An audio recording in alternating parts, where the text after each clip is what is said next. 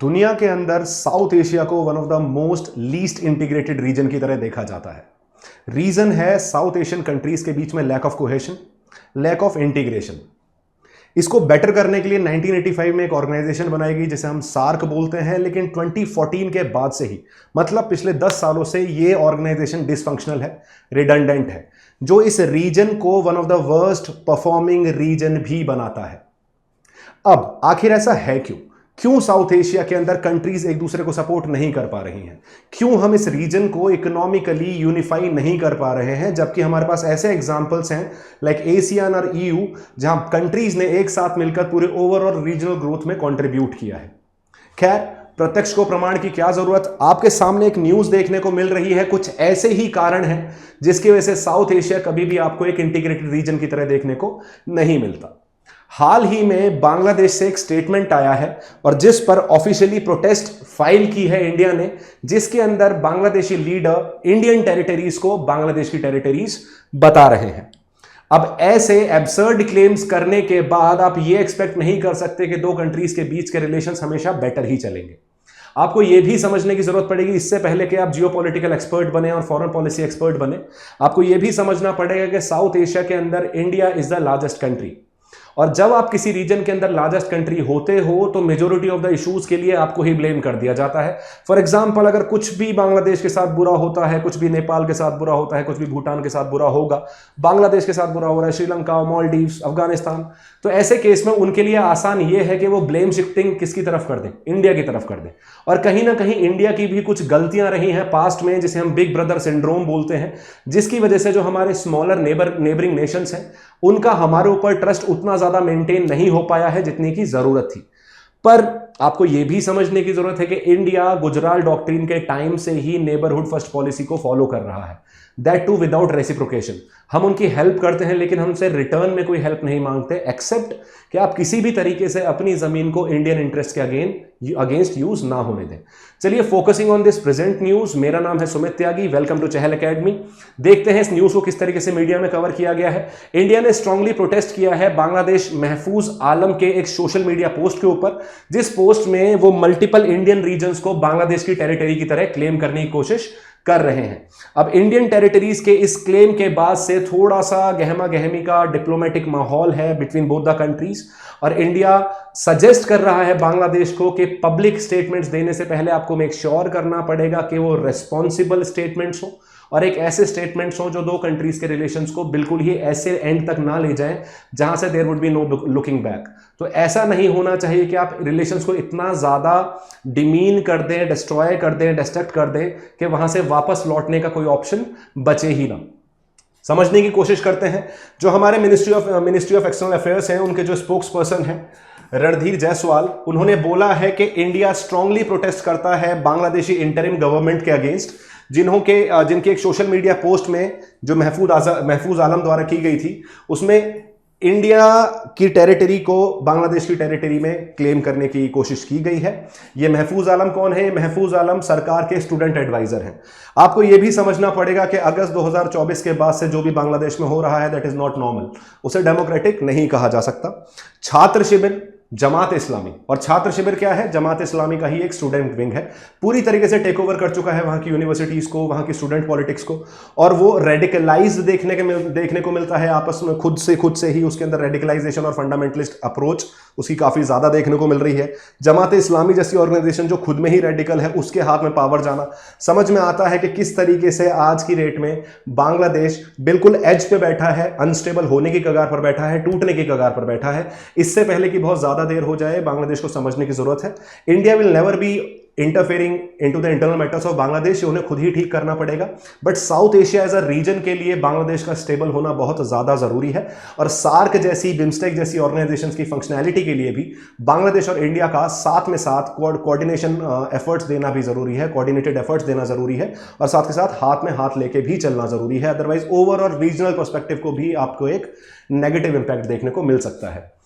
आगे बढ़ते हैं, इसकी तरफ थोड़ा डिटेल में जाने की कोशिश करते हैं कि प्रोवोकेटिव कमेंट्स जो आए हैं, ये जो सोशल मीडिया पोस्ट की है, इसके अंदर महफूज आलम ने एक जो टेरिटरी है वेस्ट बंगाल की, त्रिपुरा की, आसाम की, उसे बांग्लादेश के पार्ट की तरह दिखाया है, which is directly challenging the sovereignty and territorial integrity of our country India. दूसरी चीज, ये जो क्लेम है इंडियन टेरिटरी का, इन्होंने एक मैप शोकेस किया है जिसके अंदर आलम शोकेस कर रहे हैं इन सारे एरियाज को एज पार्ट ऑफ बांग्लादेश। ये बहुत ही हाईली सेंसिटिव इशू बन चुका है इंडिया की टेरिटोरियल इंटीग्रिटी को क्वेश्चन करते हुए। साथ के साथ जैसे इस पोस्ट के बाद उन्हें बैकलैश देखने को मिली domestically as well as international community से, उन्हें क्रिटिसिज्म देखने को मिला, तो उन्होंने उस पोस्ट को डिलीट भी कर दिया, लेकिन तब तक देर हो चुकी थी, तब तक ऑलरेडी उस पोस्ट को वाइड स्प्रेड अटेंशन मिल चुका था और जो दोनों देशों के बीच में रिलेशन खराब करने के लिए इनफ था। अब यह देखना है कि सरकार इसे टैकल कैसे कर रही है, जो इस वीडियो के अंदर भी हम देखेंगे।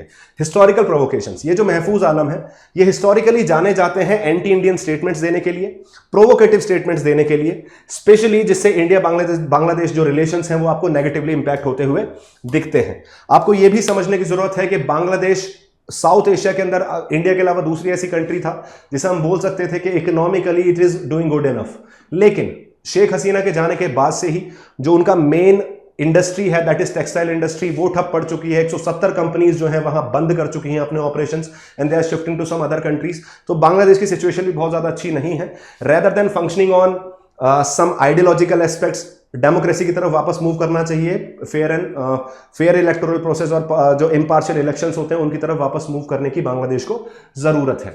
ये जो इंडिया बांग्लादेश के रिलेशंस हैं ये क्यों बिगड़ते हुए दिख रहे हैं और आज के टाइम में इन्हें किस तरीके से देखा जा सकता है? सबसे पहले पॉलिटिकल इंस्टेबिलिटी। बांग्लादेश आज की डेट में पॉलिटिकल इंस्टेबिलिटी से जूझ रहा है। क्यों जूझ रहा है? एक ऑर्डर आया था बांग्लादेश के अंदर कोर्ट का जिसके अंदर यह बोला गया था कि वो जो रिजर्वेशंस हैं जो फ्रीडम फाइटर्स के बच्चों को मिलते थे वहां गवर्नमेंट जॉब्स के अंदर, उन्हें इनिशियली खत्म कर दिया गया था। वापस से उन्हें रीइंस्टेट करने की बातचीत की जा रही थी कि वापस से वो जो रिजर्वेशंस हैं उन बच्चों को वापस प्रोवाइड कराया जाए जो फ्रीडम फाइटर्स के बच्चे हैं। उस टाइम पे जो लोग हैं वो सड़कों पर उतर आए एंटी रिजर्वेशन प्रोटेस्ट के नाम पर। उसके बाद शेख हसीना जी का एक स्टेटमेंट आता है जिसमें उन्होंने बोल दिया कि ये रिजर्वेशन अगर फ्रीडम फाइटर के बच्चों को नहीं मिलेगा तो क्या रजाकार्स को मिलेगा? अब रजाकार्स कौन है? बांग्लादेश जब लिबरेट हुआ था 1971 में, तो जो लोग पाकिस्तानी आर्मी को सपोर्ट कर रहे थे, उस बांग्लादेशी पॉपुलेशन के एक्सप्लॉयटेशन को असिस्ट कर रहे थे, उन्हें रजाकार कहा जाता है। लेकिन इसको मिस इंटरप्रेट किया गया इस तरीके से कि जितने भी लोग एंटी रिजर्वेशन प्रोटेस्ट कर रहे हैं उनको शेख हसीना जी रजाकार बता रही हैं। और उसके बाद आपको बांग्लादेश के अंदर मल्टीपल स्लोगनिंग देखने को मिली कि आमी की, तुम्ही की, रजाकार रजाकार, जिसकी वजह से आपको सिचुएशन जो है वो और ज्यादा खराब होती हुई दिखी और इवेंचुअली वो इस हालत तक पहुंच गई कि शेख हसीना को वहां से भाग कर आना पड़ा। अदरवाइज उनकी हालत भी वही होती जो उनके एंसेस्टर्स की हुई थी, उन्हें भी असैसिनेट बांग्लादेश के अंदर कर दिया जाता।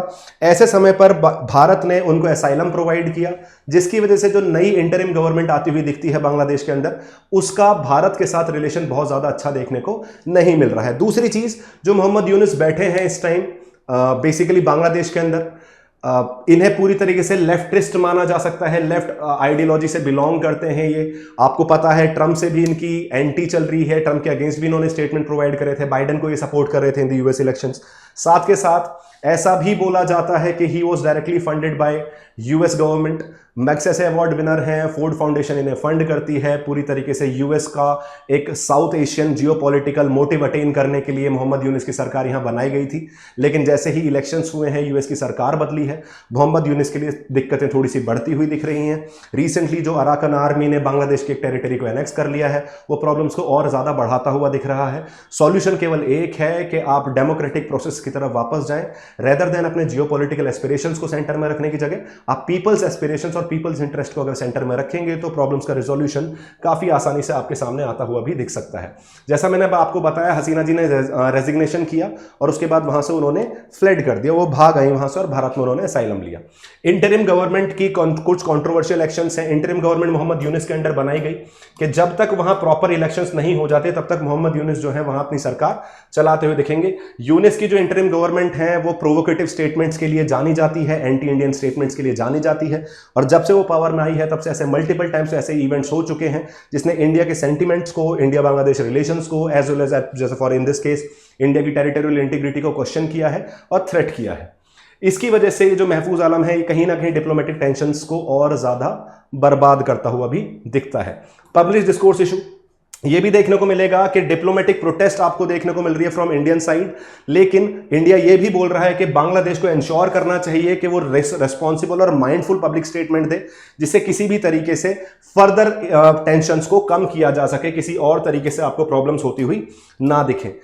अब कुछ लोग इसको इस तरीके से देखते हैं कि साउथ एशिया के अंदर no country supporting India, none of the country is getting on alongside with India. ऐसा नहीं है। The geopolitics is not about you versus them or you versus us. It's all about कि आप किस तरीके से चीज़ों को बेटर कर सकते हो, किस तरीके से आप अपने नेशनल इंटरेस्ट को मीट कर सकते हो। ये जो बांग्लादेश के अंदर चल रहा है, अगर आप थोड़ा सा भी डिटेल्ड पॉलिटिकल एनालिसिस जानते हो, जियोपॉलिटिकल एस्पेक्ट जानते हो, इसको आप परमानेंट एस्पेक्ट की तरह नहीं देख सकते। This is a temporary instability. बस प्रॉब्लम यह है कि ये टेम्पररी इंस्टेबिलिटी इतना ज्यादा रिलेशन ना खराब कर जाए हमारा कि उसे रिजॉल्व करने में, हमें वापस रिबिल्ड करने में काफी ज्यादा समय लग जाए। रिलेशंस इंडिया और बांग्लादेश के इवेंचुअली बेटर हो ही जाएंगे। इंडिया साउथ एशिया में राइज कर रहा है, आसपास के नेशंस को इंडिया की नीड होगी, और ये हमेशा से ही since the time of independence हमें इस चीज की आदत है। जब भी किसी कंट्री के साथ, स्मॉलर नेबर के साथ कुछ गलत होता है तो डायरेक्ट ब्लेम शिफ्टिंग किसके ऊपर होती है कि इंडिया के एक्शंस और इंडिया के जो मोटिव्स हैं, इंडिया के जो एक्ट्स हैं, उनकी वजह से उन कंट्रीज को नुकसान झेलना पड़ रहा है। बट इंडिया ऑलरेडी इस चीज की आदत डाल चुका है। इंडिया का स्टैंड क्या है इस पॉलिटिकल सिचुएशन जो बांग्लादेश में आपको देखने को मिल रही है? सबसे पहले हम मान के चल रहे हैं कि भाई डेमोक्रेटिक स्टेबिलिटी की तरफ मूव करो। ये जो इंटरिम गवर्नमेंट है इसे जितनी जल्दी हो सके खत्म किया जाए, डेमोक्रेटिक प्रोसेस कंडक्ट कराया जाए, फेयर इलेक्शंस कंडक्ट कराया जाए, और जिसके थ्रू आप एक इंक्लूसिव बांग्लादेश की तरफ मूव कर पाए, स्टेबल और डेमोक्रेटिक बांग्लादेश की तरफ मूव कर पाए। और जो कैसे हो सकता है? डेमोक्रेटिक प्रोसेस के थ्रू ही पॉसिबल हो सकता है। इंडिया का सीधा सीधा कहना है कि इंडिया ऑफिशियली किसी भी तरीके से बांग्लादेश के इंटरनल मैटर्स में इंटरफेयर नहीं करेगा। अगर उसे कोई सजेशन देना भी है तो वो बाहर से बैठ के देगा, जनरल सजेशंस देगा। वो स्पेसिफिक प्रॉब्लम्स को पिक आउट नहीं करेगा बांग्लादेश के अंदर से। वो उनका इंटरनल मैटर है, वो किस तरीके से करना चाहते हैं, किस तरीके से नहीं करना चाहते हैं, कैसे अपनी कंट्री को चलाना चाहते हैं, दैट्स डेफिनेटली देयर कंसर्न। और हम आज़ादी के बाद से ही पंचशील पॉलिसी फॉलो करते हुए आए हैं, जिसका one of the most important factor होता है non interference in internal matters of other countries. तो यहां इंडिया वही चीज फॉलो करता हुआ दिखता है और इंटरनल मैटर्स में इंटरफेयर करने से बच रहा है बांग्लादेश के। साथ के साथ इंडिया अभी भी कमिटेड है कि हमें बांग्लादेश के साथ पॉजिटिव रिलेशंस मेंटेन करने हैं, कि अभी भी हम जो नई इंटरिम गवर्नमेंट आई है उसके साथ पॉजिटिव और कंस्ट्रक्टिव रिलेशंस हमें मेंटेन करने की जरूरत है। और जो लोग हैं बांग्लादेश के, उनके साथ और जो इंडिया के जो लोग हैं, पीपल टू पीपल के बीच में एक म्यूचुअल ट्रस्ट और रेस्पेक्ट बनाए रखने की जरूरत है। इतना ज्यादा हेट्रेड नहीं बनना चाहिए कि लोग एक दूसरे से नफरत करना शुरू कर दें, क्योंकि जैसे अटल बिहारी वाजपेयी जी कह के गए हैं कि सरकारें आएंगी, सरकारें जाएंगी, पर यह देश रहना चाहिए और देश बनता है लोगों से। तो अगर पीपल टू पीपल रिलेशंस खराब हो जाते हैं तो उन रिलेशंस को वापस रिबिल्ड करना बहुत डिफिकल्ट हो जाता है। अगर गवर्नमेंट टू गवर्नमेंट असल्स है तो वो तो गवर्नमेंट के चेंज होने के बाद शायद रिजॉल्व की जाए, लेकिन पीपल टू पीपल रिलेशंस खराब होना दो कंट्रीज के लिए बहुत ही ज्यादा बेसिकली नेगेटिव एस्पेक्ट में देखा जा सकता है, नेगेटिव रिलेशंस के तौर पर देखा जा सकता है। बाकी देखा जाए इलेक्शन टाइमलाइन कंसर्न, हम कंटिन्यूसली बोल रहे हैं कि इलेक्शंस कंडक्ट कराने चाहिए बांग्लादेश के अंदर, फ्री एंड फेयर इलेक्शंस, लेकिन हम बिल्कुल ये नहीं बोल रहे कि भाई स्पेसिफिक डेट को या इतने टाइम में करवाने चाहिए। वो आपकी मर्जी है। Look at your own situation, look at your own circumstances, जैसा भी आपको ठीक लगे, जब भी आपको ठीक लगे, इलेक्शन प्रोसेस की तरफ मूव करना चाहिए। पीपल टू पीपल फोकस होना चाहिए। कोशिश करनी चाहिए कि किसी भी तरीके से कनेक्टिविटी, ट्रेड, कल्चरल एस्पेक्ट्स या कल्चरल एक्सचेंजेस नहीं रुके। जो लोगों के बीच के रिलेशन हैं वो मेंटेन हो और वो बेटर ही हो। आपको यह भी समझने की जरूरत है कि बांग्लादेश हमारे लिए काफी इंपॉर्टेंट पार्टनर है। द रीजन बीइंग, और हम भी उसके लिए काफी इंपॉर्टेंट पार्टनर है। डेवलपमेंटल असिस्टेंस में इंडिया काफी ज्यादा हेल्प करता है बांग्लादेश की। साथ के साथ आपको यह भी समझना होगा कि जितने भी मेडिकल टूरिज्म हो रहा है उसमें 50% से ज्यादा लोग जो मेडिकल टूरिज्म का फायदा उठा रहे हैं भारत में आकर, वो बांग्लादेशी है। Majority of the tourism perspective जो है, जो बांग्लादेश से इस देश में आता हुआ दिखता है, वो भी बांग्लादेश से आता हुआ दिखता है। ये डेटा 2017-2018 का है कि ऑलमोस्ट 50% से ज्यादा मेडिकल टूरिज्म को लेकर जो लोग यहाँ आए थे वो बांग्लादेश से बिलोंग करते थे। तो इसका मतलब ये टू एंड फ्रो रिलेशन है, टू वे स्ट्रीट है। किसी को ऐसा नहीं लगना चाहिए कि उनके बिना बांग्लादेश एग्जिस्ट कर जाएगा, या बांग्लादेश को ऐसा नहीं लगना चाहिए कि बांग्लादेश बिना इंडिया के एग्जिस्ट कर सकता है। आपको हाथ कोऑर्डिनेट करना पड़ेगा, कोऑपरेटिव एफर्ट्स लेने पड़ेंगे, तभी रीजनल पर्सपेक्टिव को मेंटेन कर पाओगे, रीजनल स्टेबिलिटी को मेंटेन कर पाओगे, और अपने देश को, अपने लोगों के इंटरेस्ट को भी कहीं ना कहीं सेफगार्ड कर पाओगे। डेवलपमेंटल कोऑपरेशन अभी कंटिन्यू रखा जाएगा। अभी भी भारत बहुत सारे ऐसे डेवलपमेंटल एक्टिविटीज हैं, डेवलपमेंटल प्रोजेक्ट्स हैं जिनके थ्रू बांग्लादेश को हेल्प कर रहा है। ये हेल्प करते हैं बांग्लादेश के अंदर इकोनॉमिक ग्रोथ को प्रमोट करने की, वहां की कैपेसिटी बिल्डिंग को प्रमोट करने की, for example in sectors like trade, energy and infrastructure. तो रिलेशंस अभी भी मेंटेन है, लेकिन जिस तरीके से हम देखते थे शेख हसीना के टाइम पे कि इंडिया एंड बांग्लादेश और one of the most closest partners in the south Asian region, आज ऐसा कहना थोड़ा सा पॉसिबल नहीं है। इसका इंप्लीकेशन क्या क्या देखने को मिल सकता है?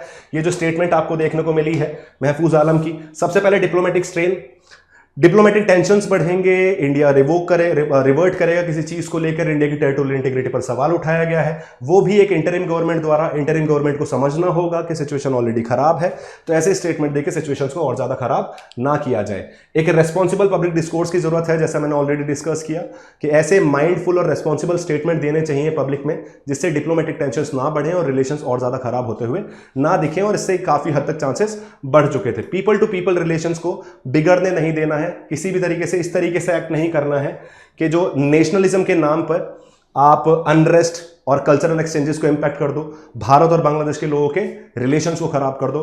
अपने नैरो गेन्स के लिए आप लार्जर नेशनल इंटरेस्ट को हर्ट नहीं कर सकते, आप लार्जर रीजनल इंटरेस्ट को हर्ट नहीं कर सकते। तो इसके कुछ इंप्लीकेशंस इस तरीके से हमें देखने को मिल रहे थे। इसके अलावा अभी जो रीजनल और कोऑपरेशन है, जैसे मैंने आपको बताया सार्क 1985 में बना, 2014 से डिस्फंक्शनल पड़ा है। Bangladesh is one of the major part of SAARC, लेकिन सार्क से हटके हम किसकी तरफ मूव करें? बिम्स्टेक की तरफ मूव करें। बिम्स्टेक के अंदर भी इंडिया बांग्लादेश कोऑपरेट करते हुए दिखते हैं, लेकिन अगर ना तो बिम्स्टेक सफल हो सकता है ना ही सार्क सफल हो सकता है अगर इंडिया और बांग्लादेश जैसी कंट्रीज आपस में टसल करती रहेंगी। इंडिया पाकिस्तान टसल के लिए ऑलरेडी साउथ एशिया जाना जाता है, जिसकी वजह से इंटीग्रेट नहीं हो पाया है, जिसकी वजह से SAARC is one of the worst performing regional organisation in the world.